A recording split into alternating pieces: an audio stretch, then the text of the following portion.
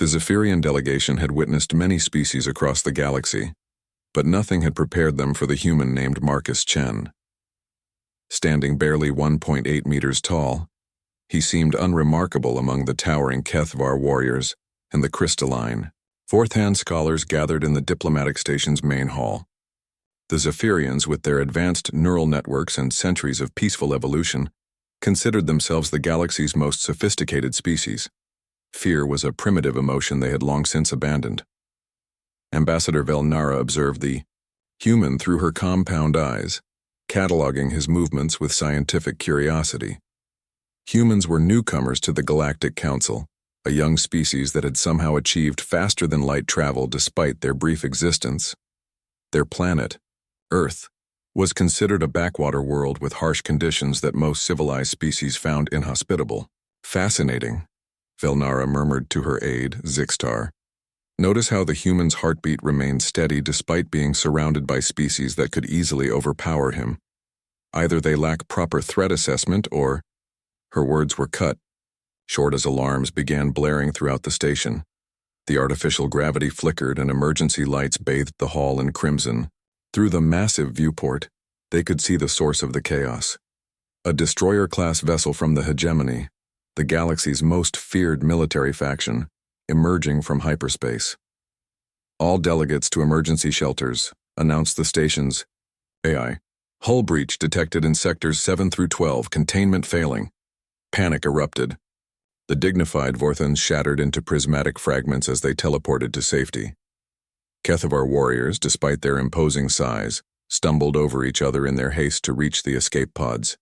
The Zephyrians, for all their supposed evolution, felt something they hadn't experienced in millennia, raw, primal terror. But Marcus Chen didn't move.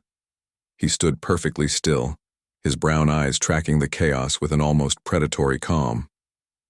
Velnara found herself unable to look away as the human reached into his jacket and withdrew a small device, a personal communicator. Captain Rodriguez. Marcus spoke into the device, his voice carrying clearly over the alarms. How bad is it? The response crackled with static and the sound of explosions. Marcus, we've got a problem. The hegemony ship disabled our engines and damaged life support. We're venting atmosphere in multiple sections, and there's a plasma fire spreading through the primary hull. We can't evacuate everyone. Marcus nodded, as if he'd expected this news. Where's the fire? Sections 7 through 9. It's between us and the main evacuation routes. The temperature in that corridor is over 800 degrees Celsius. Nothing can survive passage through there. Velnara's translator implant struggled with the human's next words. How many trapped? 47 beings, including the Andromedan children's choir that was visiting the station. The Zephyrian ambassador watched in fascination as something changed in Marcus's expression. His calm demeanor remained, but there was something else now. A hardening around his eyes, a subtle shift in his posture that made her primitive hindbrain scream warnings. I'm going after them, Marcus said simply. Marcus, no. The corridor is an inferno. Even in a full environmental suit, you wouldn't last 30 seconds. I'm not wearing a suit. Silence stretched across the communication channel. Velnara realized she was holding her breath, another primitive reflex she thought she'd lost. Marcus, the captain's voice was strained. You can't be serious. You'll die. The human's smile was terrifying in its serenity. Maybe. But those children definitely will if I don't try. He clicked off the communicator and began walking toward Sector 7. Velnara found herself following, along with several other delegates who seemed drawn by the same incomprehensible compulsion. They reached the entrance to the damaged section, where blast doors had sealed off the burning corridor. Through the transparent aluminum barriers they could see the inferno beyond, plasma fires dancing along the walls like living things, metal glowing white-hot, the very air shimmering with lethal heat. Marcus placed his hand on the door controls. Human, Velnara called out, surprising herself. Your species' biology cannot withstand those temperatures. This is not logical.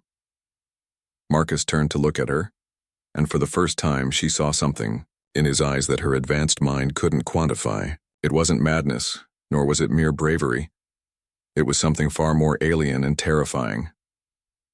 "You're right," he said. "It's not logical, but logic never saved anyone." He opened the doors. The heat hit them like a physical blow, even through the emergency barriers that immediately slammed down behind Marcus.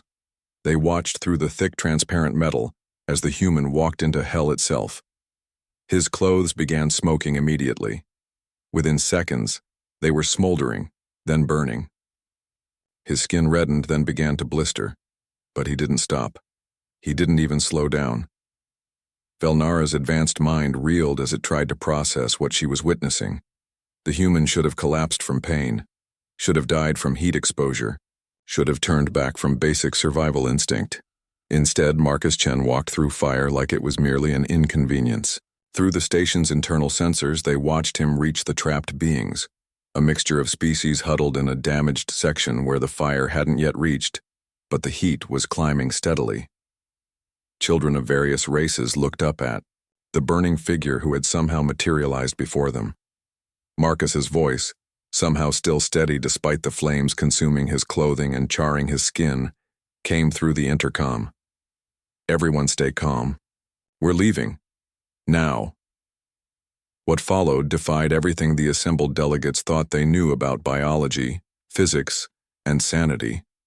The human, his body a mass of burns and blisters, began herding the survivors back through the inferno. He carried. The smallest ones shielded the others with his own burning form, and somehow, impossibly, got them all to safety.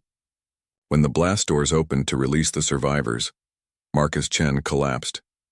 His body was a ruin of burned flesh and charred bone, but his eyes were still conscious, still aware.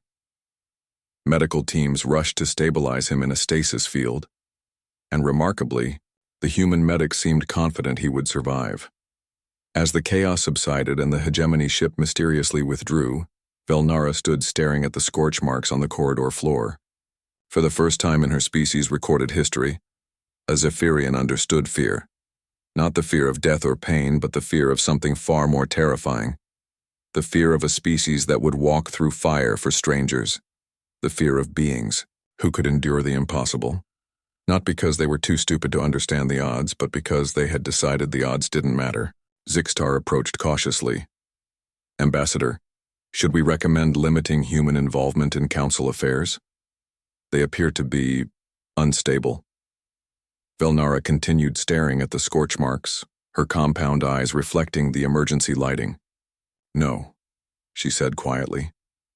"We should recommend unlimited human involvement. Because if we ever have to face something that scares us, I want the species that walks through fire on our side." As news of the incident spread throughout the galaxy, one thing became clear. Humanity had earned something far more valuable than respect or admiration. They had earned the one thing that no amount of technology or evolution could provide. The knowledge that when the universe showed its cruelest, face humans would walk into hell itself to drag you back out, and that terrified everyone.